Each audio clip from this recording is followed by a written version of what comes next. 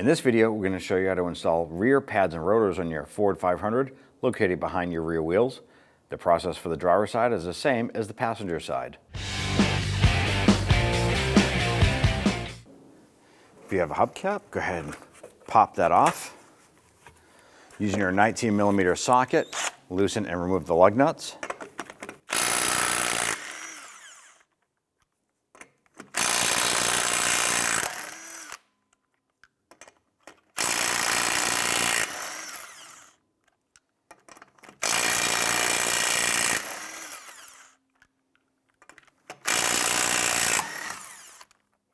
With the lug nuts removed, grab the wheel, pull it off, and set it aside. Using a 13mm wrench, we're going to go ahead and loosen and remove the two bolts holding our caliper to the bracket.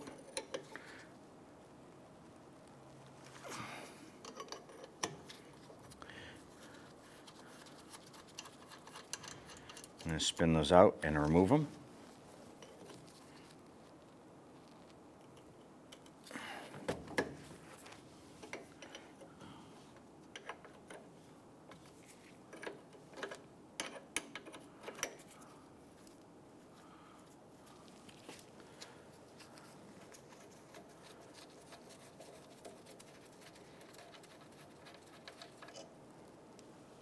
Using a small pry bar, go ahead and work the caliper off.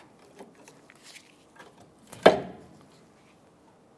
that we have our caliper off, I'm going to go ahead and push this over and set that on top of the link arm here.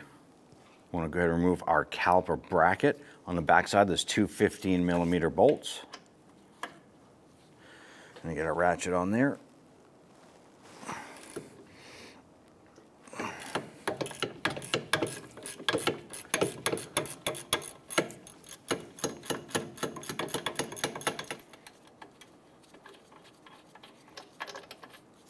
Now we have the lower bolt removed. I'm going to do the same for the upper. I'm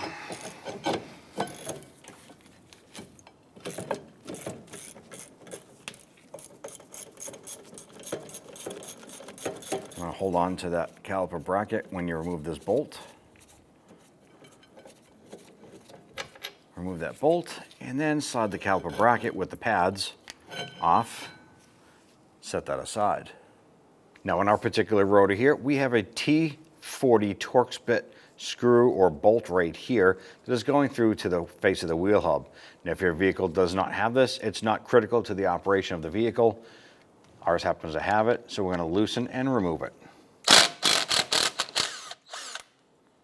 Once you have that out, I'm going to go ahead and remove that rotor,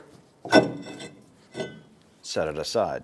What we want to pay attention to is this piston right here. This isn't a compressible piston, it's one that actually screws in. On this particular vehicle, they actually spin in counterclockwise. So we're going to use our tool here. These little tabs fit into the notches in the piston.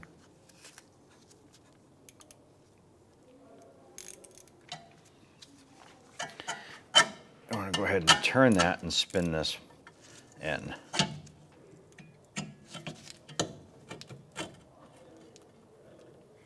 Now when you're tightening the piston in, you want to make sure that these two tabs are at 12 and 6, not 3 and 9 as this is positioned. So you're going to use your tool.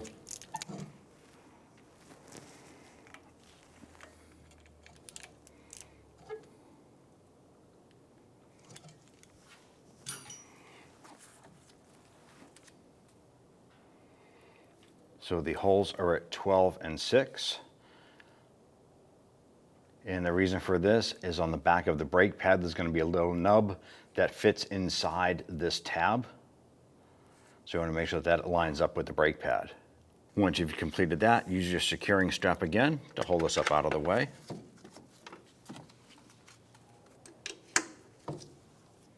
Go ahead and remove the brake pads if you have not already.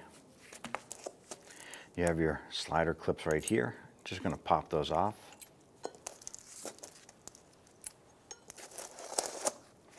Now you have your slider pins here. Now these should spin and move in and out freely. This one here is moving okay, and what you do is just kind of pull on it and release the rubber boot, slide the pin out. you can grab that boot and just pinch it and work that off. Now you want to inspect these rubber boots, make sure there's no tears, rips, any damage to them. If they are damaged, you do need to replace them. This one here on ours is moving, but it's a bit stiff. I'm going to go ahead and peel that boot back and try and work that out. You might need a set of pliers to go ahead and grab this and wiggle that out. Now we tried to pull out the slider pin here with our pliers and it didn't work. So you can use a small flathead screwdriver or a small pick. Just be careful with the pick, you don't want to tear the boot. You're going to spray a little bit of rust penetrant inside. And just kind of work that around so it's inside that boot. We're going to put our pin inside of our bench vise just to kind of grab that.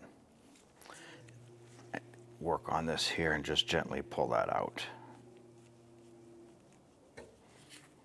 There you have it. So the pin that we just pulled out, you just give that a wipe down. And this has a rubber sleeve on it right here. I like to make sure that this pin goes in the same position again here. So I like to use just a yellow crayon and kind of mark this here, just so we know that that's a side that goes in on. Go ahead and pop that rubber boot off. Now at this point, we want to clean the inside of these slider pin ports. This is where a spray solvent will come in. I like to spray that, put some spray solvent in there, and I'm going to use what we call a bore brush on our drill and run this in and out. What we're doing is cleaning out the old grease, anything that might be causing any sort of restriction for that pin to slide in and out.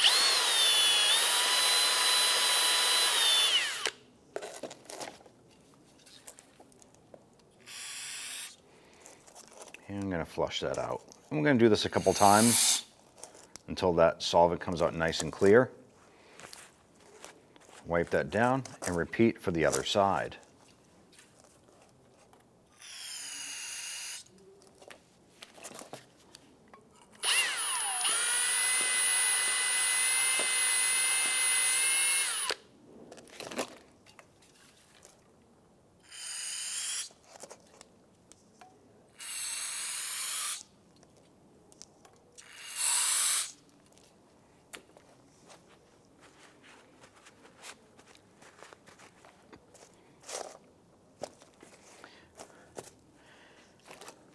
Once you have those two bores cleaned out, I'm going to take our bristle brush here and we're going to clean where the sliders go.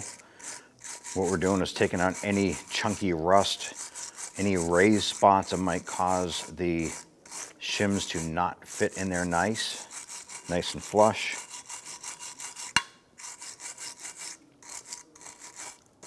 Now if you have any built up rust on here, you can go ahead and use a file to go ahead and clean that up. Ours is cleaning up nice for us. So once you have that cleaned, flip it over, do the same on the other side.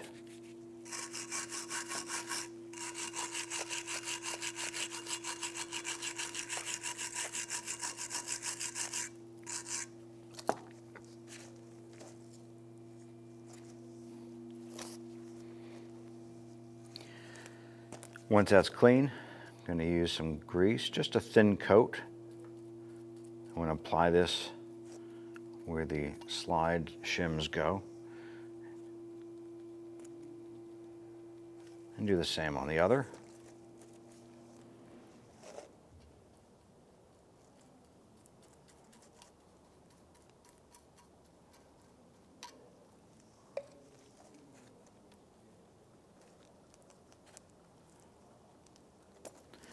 You can take your new sliders here.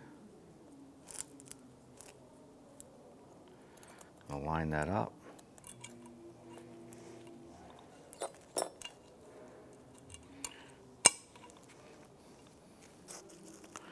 Press those into place.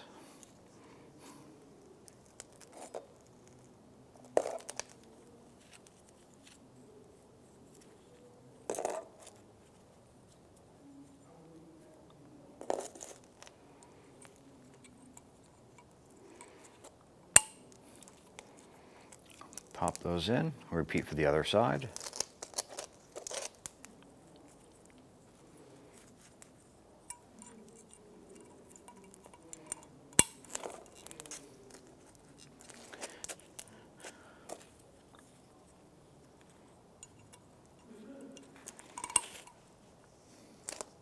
You want to make sure that both of your slider pins are clean.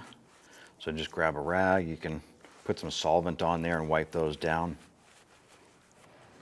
We're looking for any sort of rust buildup or anything like that. Ours is really, really clean. If you do have some rust on there, you can run it through a wire wheel machine, clean that up. If it is pitted or damaged, you do want to go ahead and look into replacing those. Take a little bit of grease, put it inside the slider pin port. Do that for both.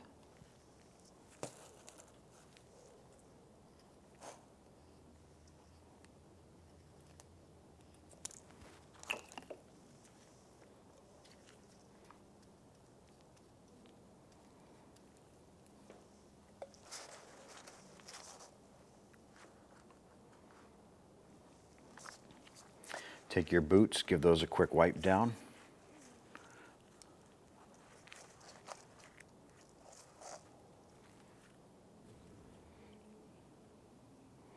And pop those onto the bracket there.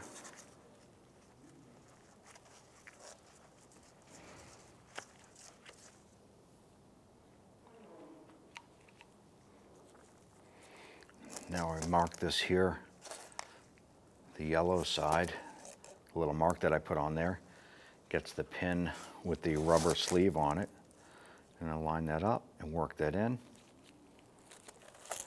I'm going to push it in, pop that rubber boot onto it. And give that a few twists and work that in and out. Make sure that's nice and free floating. Do the same with this one here.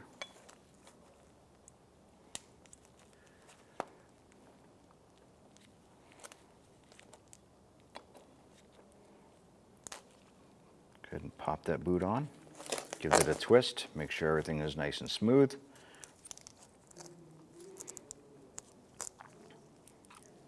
It's ready for installation. Now before installing your new rotor, we're going to flip this on here backwards. We want to give this a spray with a solvent. And what we're doing is taking off any of the shipping oils that this might have been shipped in.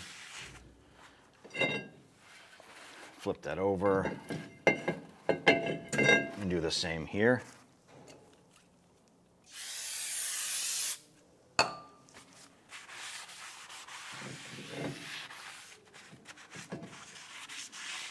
Once you've done that, go ahead and set that aside.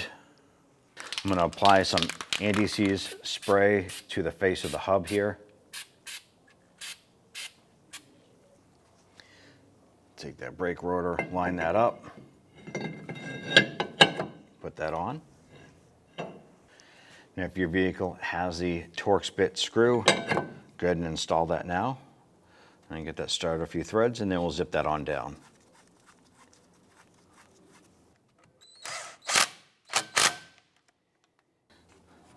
I'm going to remove my securing strap for the caliper, and I'm going to tuck that aside where it won't fall.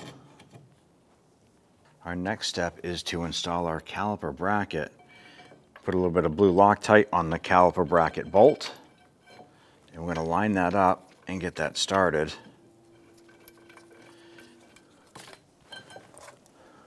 Do the same for the lower bolt. Get that put in.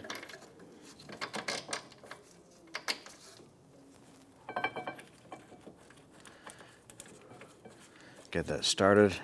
I like to thread these in as far as I can by hand. It'll just kind of speed things up.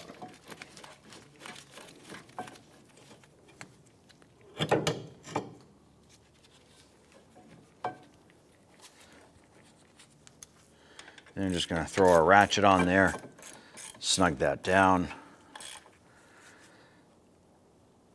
Do the same for the upper.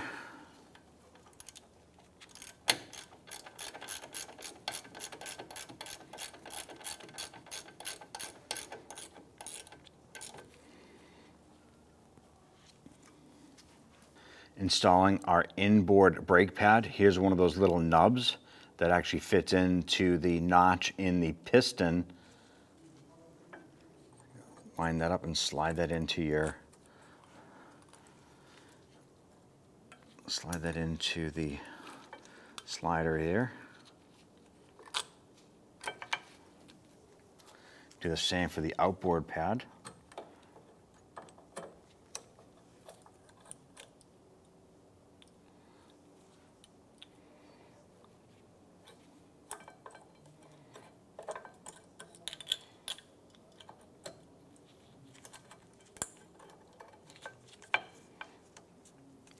And once you have both of the pads installed, go ahead and slide your caliper over, push in on your slider pins. You want to make sure that your slider pins are positioned properly because they're narrow on one side and then there's extended tabs on the outside. So you want to make sure that the extended tabs are not in the way of the caliper. Little slide into place. Now I'm going to install the upper bolt first. Doesn't matter which bolt you put in first. I'm just throwing the top one in for now to get that caught a few threads. Then we'll line up the bottom, position that, and thread that in. Let's go ahead and snug down the caliper bolts.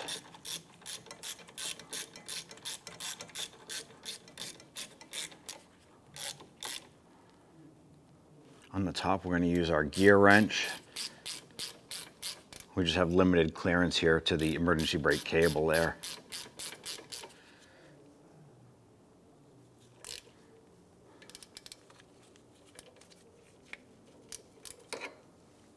Now we're going to torque down these bolts to 26 foot-pounds.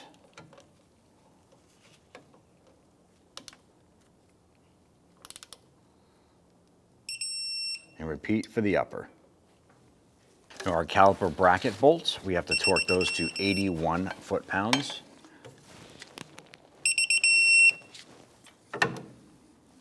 Once you've torqued down your caliper bolts and bracket bolts, go ahead and hop into the vehicle, pump up the brakes, make sure that your brakes settle into place.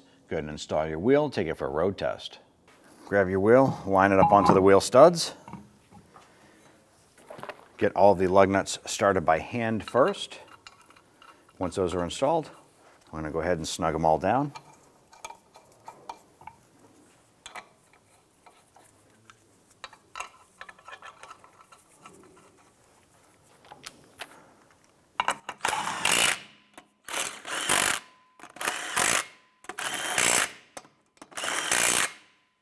Using your 19mm socket, let's go ahead and torque down the wheel to 95 foot-pounds.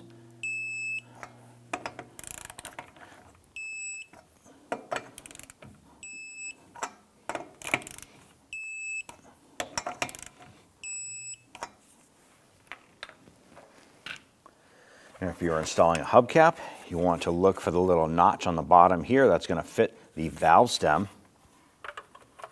Line that up and gently tap that cap into place, and you're all set. When only the best will do, demand TRQ. The only company that lets you view before you do. TRQ is committed to offering the highest quality aftermarket auto parts that are engineered for peace of mind. Thanks for using and viewing with TRQ.